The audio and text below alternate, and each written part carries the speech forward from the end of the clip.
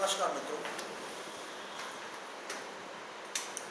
ये जो वीडियो है वो बाकी संगठन किस तरह से अपने कार्यकर्ताओं को निष्कार्यशील बना देते हैं, कार्यशील बनाने के बजाय उसके ऊपर है कि एक दो वीडियो जो मेरे बने कि कुछ संगठनों की ये टेक्निक होती है, संगठनों का ये स्वभाव होता है और उनकी टेक्निक होती है कि किस तरह से कार्यकर्ताओं को देश के हित में काम करने से रोका जाए। उनके मोटिव क्या होते हैं, उनके लीडर के मोटिव क्या होते हैं, वो बाद में मैं विस्तार से बताऊंगा। तो जब भी मान लो एक कार्यकर्ता किसी दूसरे कार्यकर्ता से संपर्क में आता है और उसे पता लगता है कि भाई इतने इतने कानून यदि देश में आते हैं तो देश की परिस्थिति सुधरेगी।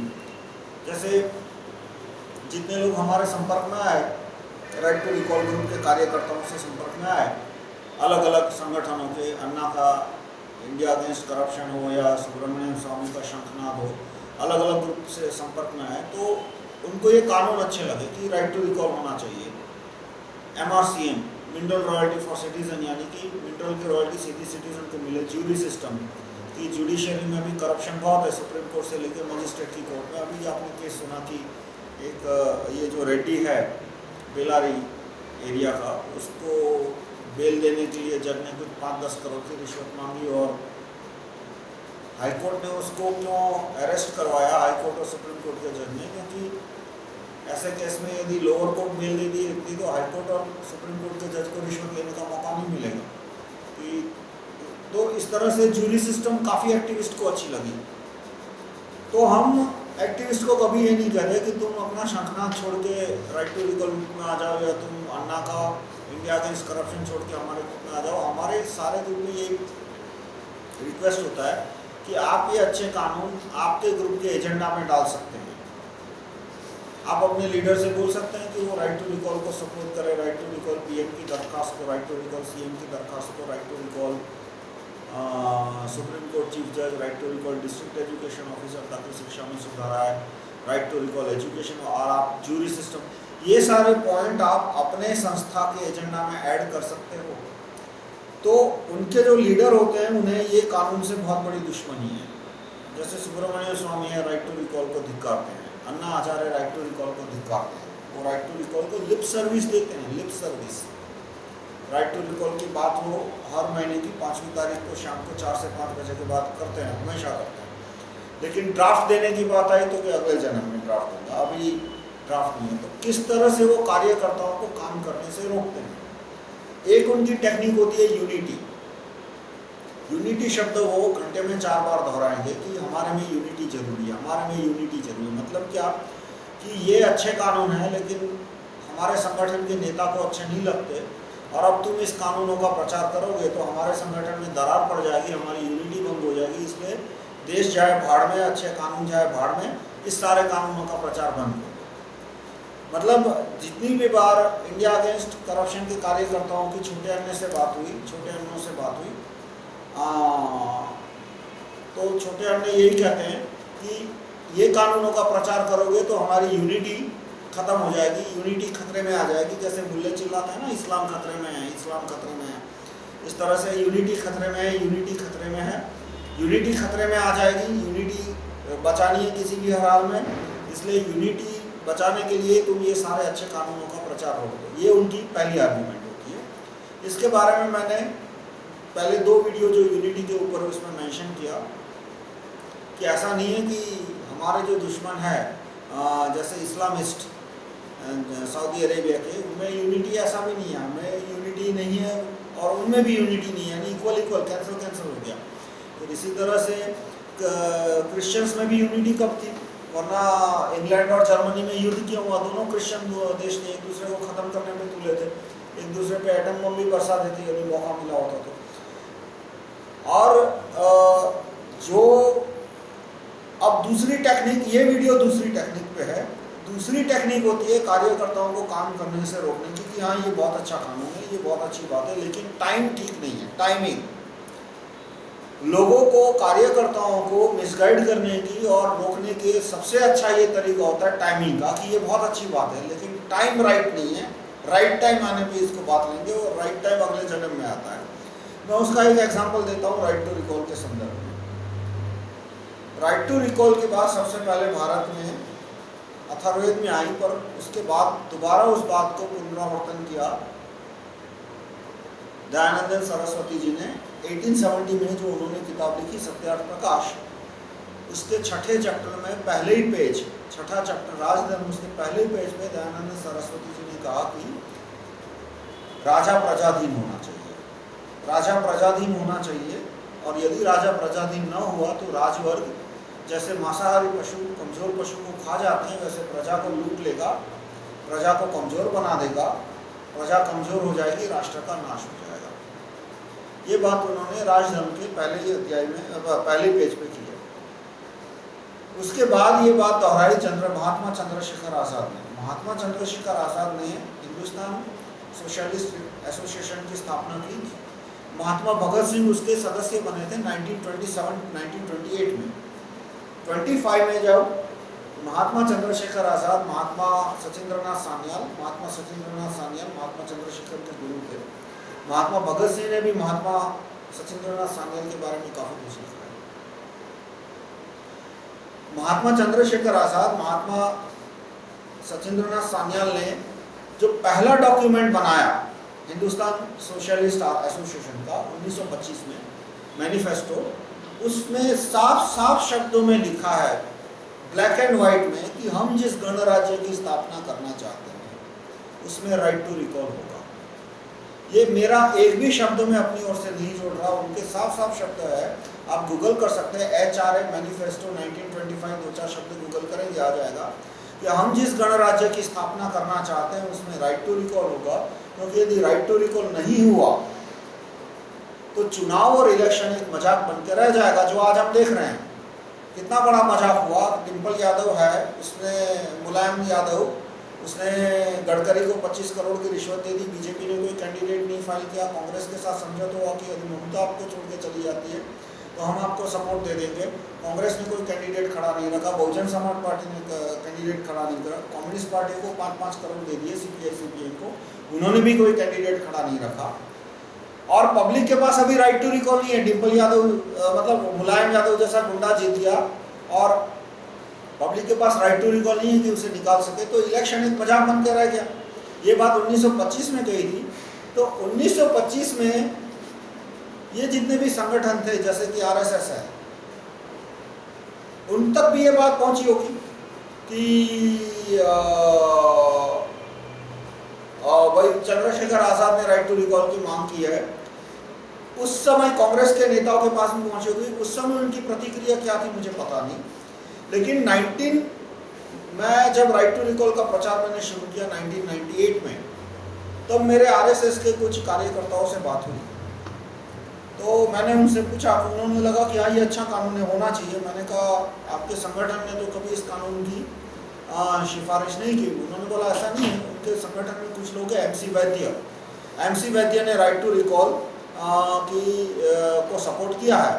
और बाद में मुझे उनके आर्टिकल भी मिले नेट पे, MC वैद्य ने किया। MC वैद्य रिटायर हो चुके, पर अभी भी वो एक ज़माने में RSS के टॉप 5 नेताओं में से। तो मैंने कहा 1977 में जयप्रकाश नारायण ने राइट टू रिकॉल की बात की थी।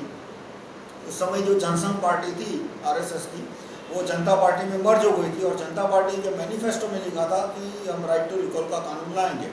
सुब्रमण्यम स्वामी इस बात को छिपा रहे, वो खुलेआम छिपा नहीं रहे, वो खुलेआम झूठ भी बोल रहे हैं कि जनता पार्टी के मैनिफेस्टो में ऐसा कुछ लिखा ही नहीं है। 1977 के मैनिफेस्टो में मैंने बार बार बहुत सारे कार्यकर्ताओं को रिक्वेस्ट किया कि आप 1977 का मैनिफेस्टो, जनता पार्टी का 1977 का मैनिफेस्टो अपने वेबसाइट पे क्यों नहीं डालते। वो बोलते हैं डाल देंगे अगले जन्म में डालेंगे। पर 1977 में ये जनता पार्टी ने राइट टू रिकॉल का प्रॉमिस किया था।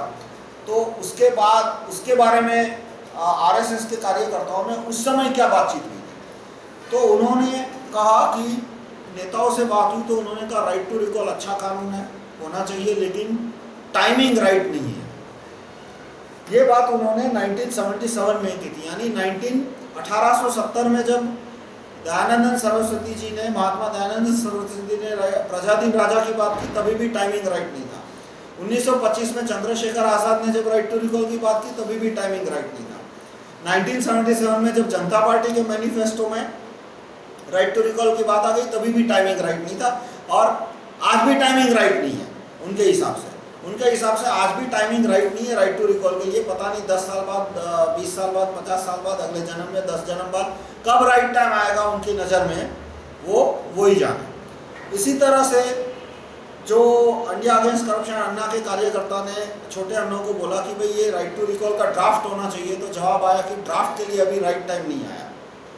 कब राइट टाइम आएगा? लोकपाल की शुरुआत में ही ड्राफ्ट दे दिया, क्योंकि मल्टीनेशनल कंपनियों को लोकपाल चाहिए था। वो मेरा दूसरा वीडियो जिसमें मैंने एक्सप्लेन किया कि वॉलमार्ट जैसी कंपनियों को भारत में लोकपाल सिस्टम चाहिए, जन लोकपाल सिस्टम चाहिए। क्यों जन लोकपाल सिस्टम चाहिए? कि अभी वॉलमार्ट को 11-15 हज़ार लोगों को रिश्वत देनी पड़ती है, मल्टीनेशनल कंपनी को, वॉलमार्ट जैसी। और इसमें बड़ी कंपनियां, भारत की कंपनियां भी आ गई, जैसे रिलायंस है, या तो भारतीय टेलीकॉम है, या जिंदाल। जो जिंदाल जन लोकपाल सिस्टम को इतना सपोर्ट करे उसका सबसे बड़ा कारण यही है कि अभी फिलहाल उन्हें हजारों अधिकारियों, एमएलए, एमपी को रिश्वत देनी पड़ रही है। जन लोकपाल सिस्टम आता है तो उन्हें सिर्फ 10, 11, 15 लोगों को ही रिश्वत देनी पड़ेगी जो जन लोकपाल में बैठे हैं, और उनके रिश्तेदार को, उनके भाई भतीजों को वो पैनल पे रख लेंगे, ऐसा लॉयर और ऐसा पीआरओ, या तो ऐसा एग्जीक्यूटिव, या तो ऐसा कंसल्टेंट। और वो जो जन लोकपाल का भतीजा है वो संतरी से लेके मंत्री सबको धमकाएगा कि ये जिंदाल साहब का काम है, या तो ये वॉलमार्ट का काम है, या तो रिलायंस का काम है, फटाफट कर रीजनेबल रेट पे। यदि ज़्यादा पैसा मांगा या देरी की तो मेरा चाचा जन लोकपाल है, आके तेरे को अंदर कर देगा। तो इस तरह से बड़ी कंपनियों का काम आसान हो गया कि उन्हें सिर्फ 11 लोगों को रिश्वत देनी पड़ेगी। इसलिए जब राइट टू रिकॉल जन लोकपाल की बात आई तो छोटे उन्होंने कहा राइट टू रिकॉल जन लोकपाल होना चाहिए, पर टाइमिंग राइट नहीं है। आज जन लोकपाल है वो बिना राइट टू रिकॉल के पास हो जाना चाहिए, और राइट टाइम आने पे हम राइट टू रिकॉल जन लोकपाल की बात करेंगे। अब यही बात 2004 में राइट टू इंफॉर्मेशन के संदर्भ में हुई थी। जब आरटीआई 2004 में आरटीआई की बात चल रही थी 2003-2004 के आसपास, तब मैंने जो प्रपोजल दिया वो यही था कि आरटीआई में right to recall information commissioner नहीं है। पावर सारा, आरटीआई एक्ट आप पढ़ो तो आरटीआई एक्ट में पावर सारा इंफॉर्मेशन कमिश्नर के पास है। आपने गवर्नमेंट के ऑफिस के पास बोला कि मुझे इन्फॉर्मेशन दो, उसने बोला जा नहीं देनी, जा तो उससे जो उखाड़ना है उखाड़ ले। आप क्या कर सकते हो? कुछ नहीं कर सकते। आप इन्फॉर्मेशन कमिश्नर के पास अपील कर सकते हो, बस खत्म। तो अब इन्फॉर्मेशन कमिश्नर यदि बिक जाता है तो वो आपको धक्का खिलाता रहेगा, जो अभी हो रहा है। इन्फॉर्मेशन कमिश्नर 90% नहीं 99% इन्फॉर्मेशन कमिश्नर स्टेट लेवल के, नेशनल लेवल के सर से पांव तक बिक चुके। इसलिए 5-5 साल तक अपील है, उसका जवाब नहीं आता। कुछ केस में तो आदमी अपील करता है और 5-5 साल तक उसकी पहली हियरिंग नहीं होने देते, क्योंकि जो कंपनी है जिसको फायदा होने वाला है उस आरटीआई एप्लीकेशन को दबाने से, वो पैसा दे देती है इन्फॉर्मेशन कमिश्नर को। तो ये बात मैंने 2004 में कही थी कि right to recall information commissioner होना चाहिए कि पब्लिक इंफॉर्मेशन कमिश्नर को बदल सके यदि वो भ्रष्ट होता है, करप्ट होता है। तो यही जवाब आया कि अभी राइट टाइम नहीं है। Right to recall information commissioner होना चाहिए, पर अभी राइट टाइम नहीं है। अभी राइट टू रिकॉल का, राइट टू इंफॉर्मेशन का कानून पास हो जाए, उसके तुरंत बाद हम right to recall information commissioner की बात लेंगे, ध्यान में लेंगे। और ये तुरंत बाद 7 साल हो गए, 8 साल हो गए, अभी तक नहीं आया। तो ये टाइमिंग एक तरीका होता है कार्यकर्ताओं को ये बोलने का कि अभी आप जो लीडर का एजेंडा है, फिर वो जन लोकपाल हो या जो भी उसका, अभी सिर्फ उसी पे फोकस करो। फोकस और यूनिटी एक दूसरे के पर्याय शब्द है कि हमें यूनाइट होना है, यानी बाकी सारे, और फोकस करना है। फोकस यानी बाकी सारे प्रॉब्लम भूल जाओ। और टाइमिंग यानी कि हाँ, आपके जो अल्टरनेट प्रपोजल है वो अच्छे हैं, लेकिन राइट टाइम नहीं है। राइट टाइम आने के बाद ही उस पर फोकस करेंगे। ये दूसरा तरीका होता है। ये जो फोकस का क्वेश्चन है वो इस तरह का है कि एक पेशेंट को मान लो 4 रोग हुए, 5 रोग हुए, उसको मलेरिया हुआ है, टाइफाइड हुआ है, डायबिटीज हुआ है, कैंसर हुआ है, टीबी हुआ है, और यदि डॉक्टर कहे कि सिर्फ टीबी का इलाज करना है, कैंसर का इलाज नहीं करना है, मलेरिया का इलाज नहीं करना है, टाइफाइड का इलाज नहीं करना है, अभी फोकस सिर्फ टीबी के पे करना है, तो टीबी का प्रॉब्लम सॉल्व हो ना हो, यदि कैंसर की दवाई नहीं की तो पेशेंट तो मर ही जाएगा, क्योंकि कैंसर तो बढ़ने वाला है। तो इस तरह से ये जो जन लोकपाल की बात है कि सिर्फ जन लोकपाल पे फोकस करना है, ये सुब्रमण्यम स्वामी की, अभी किसी चीज़ पे फोकस नहीं करना है, सिर्फ एक ही चीज़ पे फोकस करो कि सुब्रमण्यम स्वामी को पीएम बनाना चाहिए। शंखनाद के आप कोई भी पोस्ट देख लो, उसका अंत में सार ये होता है कि देश में कोई अच्छा कानून लाने की जरूरत नहीं है, देश में कोई व्यवस्था परिवर्तन की जरूरत नहीं है, बस वो PIL फाइल की है, उस PIL के इर्द गिर्द घूमते रहो और नए PIL लाने की भी बात मत करो। जो सुब्रमण्यम स्वामी ने 2-3 PIL फाइल किए, बस वही PIL तक सीमित रखो। नया PIL यानी कि सोनिया गांधी का जो फॉल्स एफिडेविट का केस है, जो कि सुब्रमण्यम स्वामी ने विड्रॉ कर लिया सुप्रीम कोर्ट में जाके, वो दोबारा क्यों रीओपन नहीं करवाते कापड़िया की कोर्ट में? जो उस समय जस्टिस बाल सुब्रमण्यम जो था वो बिका हुआ था, उसने गलत ओपिनियन दिया, गलत जजमेंट दिया कि ये पुराना केस है, छोटी गलती हो गई है, माफी मांग ली है, केस को भूल जाओ, हैज अ लार्ज हार्ट, जो भी उसने डायलॉग बोले, मैं सर से कहूँ तो कि वो उसका गलत जजमेंट था। लेकिन सुब्रमण्यम स्वामी ने इस गलत जजमेंट को क्यों स्वीकार किया? और वो स्वीकार नहीं किया तो अभी वो कापड़िया की कोर्ट में केस रीओपन करने की मांग क्यों नहीं करते? तो कि अभी उसका राइट टाइम नहीं आया, टाइमिंग राइट नहीं है। टाइमिंग कब राइट आ जाएगा? जब सोनिया गांधी पूरा देश लूट के भाग चुकी होगी इटाली, तब राइट टाइम आएगा कि उसका केस रीओपन करो। तो बात इसी पे कि ये 3-4 चीजों पे ही फोकस करना है, यानी कि दूसरे जो रोग बढ़ रहे हैं, पुलिस का भ्रष्टाचार, तो क्या अभी उस पर फोकस मत करो, अभी सिर्फ जन लोकपाल पे फोकस करो। सुप्रीम कोर्ट के जजों का भ्रष्टाचार, तो क्या अभी उस पर फोकस मत करो, अभी सिर्फ जन लोकपाल पे फोकस करो। भाई आपने खुद एक्सेप्ट कर लिया कि यदि सुप्रीम कोर्ट के जज जन लोकपाल के दायरे से बाहर रहेंगे तो आपको कबूल है। अन्ना का स्टेटमेंट था, अन्ना के स्टेटमेंट में था कि हाँ, यदि जुडिशरी लोकपाल के बाहर रहती है तो हमें मंजूर है। और फाइनली जब लोकपाल का कानून जो भी पार्लियामेंट में आया, उसमें भी उन्होंने इस बात पे जोर नहीं दिया कि नहीं, सुप्रीम कोर्ट के जज लोकपाल के अंडर में होने चाहिए। मैंने पहले कहा था कि राइट टू रिकॉल जन लोकपाल होना चाहिए और सुप्रीम कोर्ट का जज भी लोकपाल के अंडर में होना चाहिए और right to recall supreme court जज भी होना चाहिए। पहली बात, पहले दिन मैंने सपोर्ट किया था कि सुप्रीम कोर्ट के जज है वो जन लोकपाल के अंडर होने चाहिए, और सुप्रीम कोर्ट के जज के पास जन लोकपाल को नौकरी से निकालने की पावर है वो भी नहीं होनी चाहिए, क्योंकि सुप्रीम कोर्ट के जज करप्ट है, वो इस पावर का मिसयूज करके जन लोकपालों को दबाएंगे। तो ये सारे जो पॉइंट था उसको एक ही बात कहकर टाल दिया कि अभी जुडिशरी के भ्रष्टाचार के प्रॉब्लम पे फोकस मत करो, भले वो बढ़ता रहे, दिन 2 गुना रात 4 गुना होता रहे, अभी सिर्फ जन लोकपाल पे फोकस। काला धन तो कि भाड़ में जाए काला धन की समस्या, अभी सिर्फ जन लोकपाल पे फोकस करो। यानी कि पेशेंट को टीबी हुआ है, कैंसर हुआ है, 10 रोग हुआ है, जो कि भारत की समस्या आज की। भारत में ऐसा थोड़ा है कि भारत की एक ही समस्या है कि सिर्फ पुलिस का करप्शन या एजुकेशन का करप्शन, या कपिल सिब्बल है वो पूरा IIT तोड़ने बैठा है, CBSE तो उसने तोड़ के रख दिया पूरा, 10th का बोर्ड स्क्रैप हो चुका है या होने वाला है। करीब करीब प्रपोजल तो ये कि CBSE का 10th का बोर्ड है वो स्क्रैप होने वाला है। 12th के बोर्ड में उसने पेपर आसान कर दिए, 12th के सिलेबस कम कर दिया, मतलब CBSE तो उसने आधा तोड़ दिया और बाकी आधा भी तोड़ देगा किसी भी दिन, अब वो JEE तोड़ने के काम पे तुला हुआ है। तो जवाब आता है कि उस पर अभी फोकस नहीं करना है, अभी सिर्फ जन लोकपाल पे फोकस करना है। तो ये जो यदि कोई डॉक्टर ऐसा बोले कि भाई स्वीकार करे कि हाँ ये पेशेंट को 10 रोग है, टीबी है, मलेरिया है, टाइफॉइड है, कैंसर है, 10 रोग है, और 10 रोग में से हमें सिर्फ एक ही रोग का इलाज करना है, तो मैं कहूँगा कि वो डॉक्टर है वो पेशेंट को खत्म करने पे तुला है। भाई कौन दुनिया का ऐसा ईमानदार डॉक्टर होगा जो कहेगा कि भाई पेशेंट के सिर्फ एक ही रोग का इलाज करो, बाकी 9 रोग है वो दिन 2 गुना रात 4 गुना बढ़ने दो। तो ये क्यों महाशय जो अन्ना और छोटे अन्ना बार बार इस बात को दोहराए, कार्यकर्ताओं को गलत रास्ते पे डाल रहे हैं कि जन लोकपाल के सिवा किसी चीज पे फोकस मत करो, राइट टू रिकॉल पे अभी फोकस मत करो, बाद में फोकस करो, 10 साल बाद फोकस करो, 20 साल बाद फोकस, ये एक तरीका। तीसरा हमारे महानुभावों ने तरीका ढूंढा है अच्छी बात को कैंसिल करने का, अच्छी बात को रफा दफा करने का, कि ये तो विदेशियों का रास्ता है। राइट टू रिकॉल की बात आई तो छोटे अन्ना कहते हैं अमेरिका में राइट टू रिकॉल है, अमेरिका के लोग एजुकेटेड है, हमारे लोग बेवकूफ है, हमारे लोग अनएजुकेटेड है, अमेरिका की बात भारत में मत करो। भाई पहले तो ये किसने कहा कि अमेरिका की है यानी भारत में एप्लीकेबल नहीं है? एक दवाई अमेरिका के पेशेंट को ठीक करती है तो वो क्या भारत के पेशेंट को ठीक नहीं करती? मलेरिया की क्विनाइन या कोई भी दवाई ले लो, वो अमेरिका के पेशेंट को ठीक करती है, भारत के पेशेंट को ठीक नहीं करेगी। अमेरिका में कोई बंदूक का आविष्कार होता है और मैं कहूं कि भाई भारत की सेना को बंदूक का इस्तेमाल करना चाहिए, तो आप ये कहोगे कि वो गोली है वो अमेरिका में दुश्मन को मारेगी, लेकिन भारत का सैनिक उसको यूज करेगा तो वो दुश्मन को नहीं मारेगी। तो ये क्या बात हुई कि अमेरिका की बात है, और दूसरा अमेरिका की बात है इसलिए भारत में नहीं आनी चाहिए, अमेरिका तक ही सीमित रहनी चाहिए वहां के। दूसरा, किसने कहा कि ये राइट टू रिकॉल का विचार अमेरिका का है? सत्यार्थ प्रकाश में 1870 में लिखा था कि राजा प्रजाधीन होना चाहिए।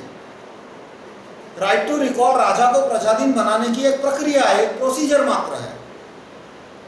तो राइट प्रजाधीन राजा का विचार क्या अमेरिका का हो गया? क्या दयानंद सरस्वती ने अमेरिका की किताब पढ़ के ये विचार लिखा था? उन्होंने साफ साफ सत्यार्थ प्रकाश में ही लिखा है। उन्होंने 2 श्लोक दिए हैं जिसका ये अनुवाद उन्होंने किया है कि राजा प्रजाधीन होना चाहिए, और राजा प्रजाधीन न हुआ तो प्रजा को, राजवर्ग प्रजा को लूट लेगा वगैरह। ये दोनों श्लोक उन्होंने अथर्ववेद से लिए हैं। अब क्या अथर्ववेद भी अमेरिका से आया है? तो इस तरह से ये बात अमेरिका की है, इसलिए भारत में नहीं लानी चाहिए। ये अच्छे विचारों को रोकने का इन महान नेताओं का दूसरा तरीका है। अब मैं आपको बताऊं कि ये विचार क्या अमेरिका ने कभी स्वीकार किया या इंग्लैंड ने कभी स्वीकार किया कि ये दूसरे देश का तरीका है इसलिए हम अपने देश में नहीं लाएंगे? नहीं किया। जैसे अधिकारियों के चयन की प्रक्रिया, सारी दुनिया के एडमिनिस्ट्रेशन में ये एक सबसे बड़ा प्रॉब्लम होता है कि अधिकारियों का चयन कैसे हो। यदि आप कहो कि सेना या किसी भी सरकार के, मान लो कलेक्टर की कचहरी है, कोर्ट है, वहां पे 10, 15, 20, 25 नए क्लर्कों की भर्ती करनी है या मजिस्ट्रेट की भर्ती करनी है, कैसे करें? आप कहोगे कि भाई ये अच्छा आदमी है या अच्छे 3-4 आदमी, उसकी कमेटी को पावर दे देते हैं। वो कमेटी 10-12 लोगों को रिक्रूट कर लेगी, तो जाहिर है वो अपने रिश्तेदारों को रिक्रूट करेगी। तो चाइना में ये सिस्टम आया था, कन्फ्यूशियस ने डेवलप किया था अराउंड 100 BC या 100 AD में, एग्जैक्ट ईयर भूल गया। चाइना ने ये सिस्टम डेवलप किया था कि रिटर्न एग्जाम होगा पूरे कंट्री में, और रिटर्न एग्जाम में जो सिलेक्ट होके आएगा उसको अपॉइंटमेंट दी